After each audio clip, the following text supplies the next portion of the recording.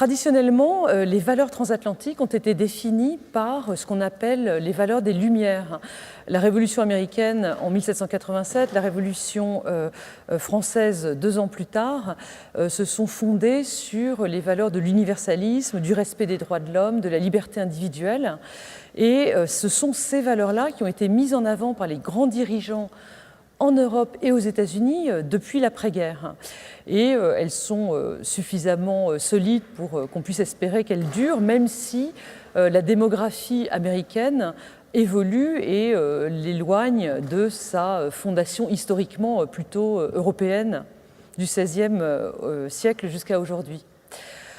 Néanmoins, avec le président Trump et avec la montée des partis d'extrême droite en Europe, on assiste à l'émergence d'un autre lien transatlantique qui est un lien fondé sur des bases plutôt ethnocentriques, ethnoculturelles. L'idée proposée par les dirigeants nationalistes ou les politiciens nationalistes d'extrême droite que la citadelle européenne ou américaine est encerclée par une menace venue de l'étranger. C'est clairement ce que dit Trump, c'est ce que dit Trump quand il va en Pologne, c'est ce que disent beaucoup de ses idéologues comme Steve Bannon ou Stephen Miller. Et donc, c'est une évolution inquiétante, même si ces différents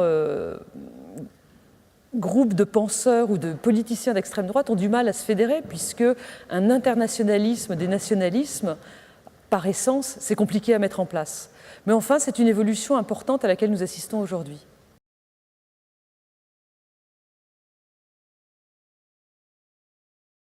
I think that the transatlantic alliance has always been based on a commonality of interest, a commonality of threat.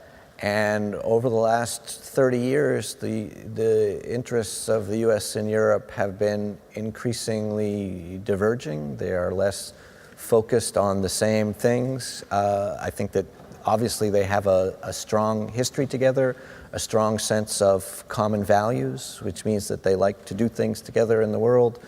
But I think it's becoming increasingly difficult to work together when in fact they have different priorities and different interests in the world, and that's becoming a big source of discrepancy.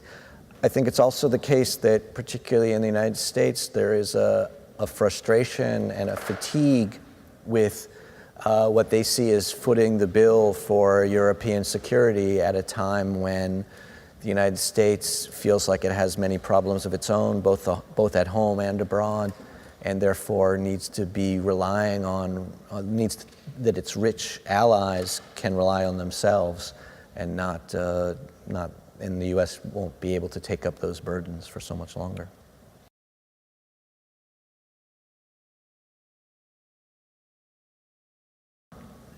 I think that over the 70 years of the Atlantic Alliance, Europe has developed not just a strategic dependence on the United States, but actually a sort of psychological dependence on the United States. That the way that a lot of Europeans understand the concepts of safety and security and stability is through the prism of an American backstop.